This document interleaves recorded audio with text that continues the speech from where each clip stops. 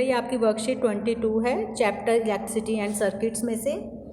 तो a fuse is a safety device which is damaged when large amount of electricity pass through it and it does not damage any other component when electricity reaches the fuse wire. तो बेटा fuse एक ऐसा safety device है, एक यंत्र है, सुरक्षा युक्ति है जो कि हमारे इलेक्ट्रिसिटी मतलब किसी भी अप्लायंस को, किसी भी चाहे मशीनरी हो, उसको ख़राब होने से बचाती है। क्योंकि बेटा हमारे घर में क्या होता है, जो इलेक्ट्रिसिटी आती है उसकी वोल्टेज घटती या बढ़ती रहती है। तो कई बार एकदम से ज़्यादा वोल्टेज आती है, एकदम से ज़्यादा इलेक्ट्रिक करंट आता है, तो हो सकता है कि अगर ये फ्यूज़ ना हो तो हमारे सर्किट में आग लग जाए, ठीक है, और उस हमारे जो फ्रिज टीवी वगैरह हैं वो भी ख़राब हो जाएं। लेकिन फ्यूज़ होने की वजह से हमारी ये सारी चीज़ें बच जाती हैं।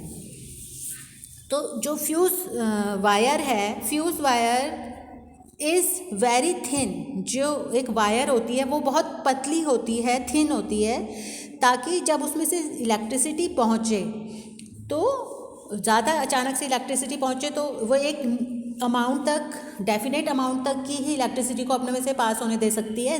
जैसे ही उससे ज़्यादा इलेक्ट्रिसिटी आएगी वो ख़राब हो जाएगी, जल जाएगी, टूट जाएगी, और जिससे हमारे बाकी जो घर की चीज़ें हैं, इलेक्ट्रिक अप्लायंसेस हैं, वो ख़राब होने से बच जाएंगे। तो देखो बेटा, जैसे इन्होंने यहाँ पर हमें दिखा रखा है, हमें ये 2 बल्ब दिखाए हुए हैं, ठीक है। ये फिलामेंट होता है, हमें पता है इसको फिलामेंट कहते हैं।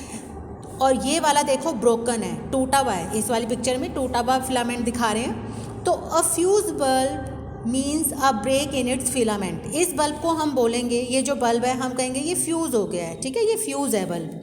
तो क्यों? क्योंकि इसका फिलामेंट टूट गया है। तो fuse bulb means a break in its filament which results in a break in the path of the current between the terminals of the electric cell. Thus, a fuse bulb does not light up as no current passes through its filament.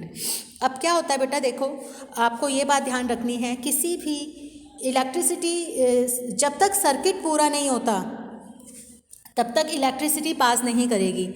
तो हमें पता है कि ये जैसे कोई electric bulb होता है, इसका एक टर्मिनल पॉजिटिव है, ये नीचे नेगेटिव है।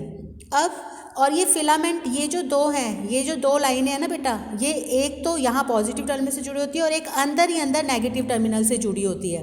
अगर इसका ये फ्यूज़ टूट जाता है, जैसे इसमें ब्रेक हुआ दिखा रहे हैं, तो सर्किट पूरा ही नहीं होगा। सर्किट पूरा नहीं होगा तो फिर बल्ब जलेगा ही नहीं। पर जो ये वाला बल्ब है, ये वाला, इसमें सर्किट पूरा है क्योंकि इसका ये फिलामेंट जुड़ा हुआ है इन दोनों टर्मिनल से। तो ये जैसे ही हम इलेक्ट्रिसिटी ऑन करेंगे, स्विच ऑन करेंगे, ये जलने लगेगा, ग्लो करने लगेगा।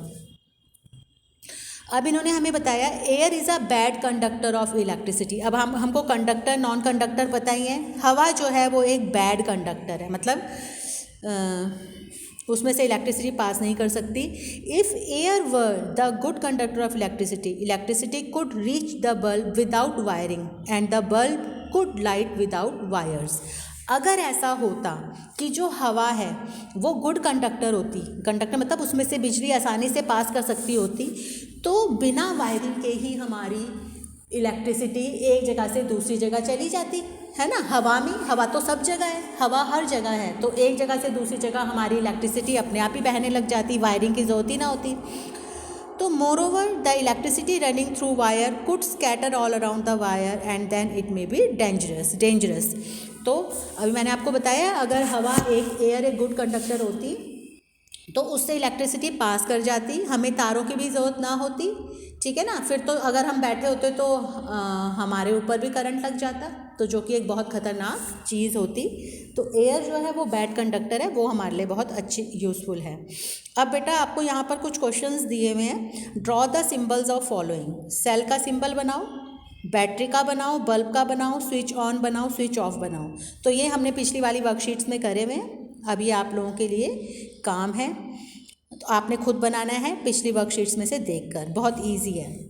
अब यहाँ पर है क्वेश्चंस दिए हुए, identify which of the above bulb is fused 1 and why. क्यों है, कौन सा बल्ब फ्यूज़ है? ये वाला बल्ब फ्यूज़ है। क्यों? क्योंकि इसका जो फिलामेंट है वो ब्रोकन है, इसलिए फ्यूज्ड है। तो आप लिख दोगे it's filament is broken. Filament टूटा हुआ है तो वो फ्यूज़ हो चुका है। अब हमें ये मैच द फॉलोइंग करने हैं। पहला है स्विच, ठीक है, फिर सेकेंड है फिलामेंट, इंसुलेटर, बैटरी, कंडक्टर और सेल। तो कॉलम बी में देखते हैं, a combination of cells, cells के कॉम्बिनेशन को बोलते हैं बेटा बैटरी, तो फोर्थ वाले को आप इससे मिलाओगे, ठीक है।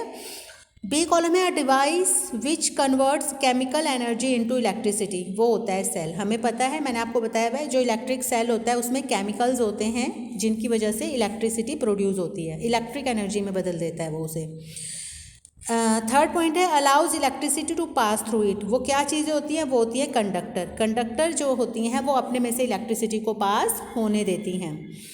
अगला है, does not allow electricity to pass, जो अपने में से इलेक्ट्रिसिटी को पास नहीं होने देते उन्हें बोलते हैं इंसुलेटर्स, ठीक है। इंसुलेटर्स भी बोल सकते हो, बैड कंडक्टर्स भी बोल सकते हो। नेक्स्ट है, glows when electricity pass in it, एकदम से ग्लो करने लग जाता है जब उसमें से इलेक्ट्रिसिटी पास होती है, तो वो है फिलामेंट। ये जो फिलामेंट होता है ना, एकदम से इलेक्ट्रिसिटी पास होती है, ये फिलामेंट बहुत ज़्यादा गर्म हो जाता है और गर्म होने की वजह से वो ग्लो करने लग जाता है। और सेल, सेल क्या, सॉरी अब एक बच गया है स्विच, तो ये इस लास्ट से लगेगा। इट ईदर ब्रेक्स और कंप्लीट्स द सर्किट, वो होता है स्विच, है ना। अगर हम स्विच ऑन कर देते हैं तो वो सर्किट को कंप्लीट कर देता है, स्विच ऑफ कर देते हैं वो उसको सर्किट को ब्रेक कर देता है।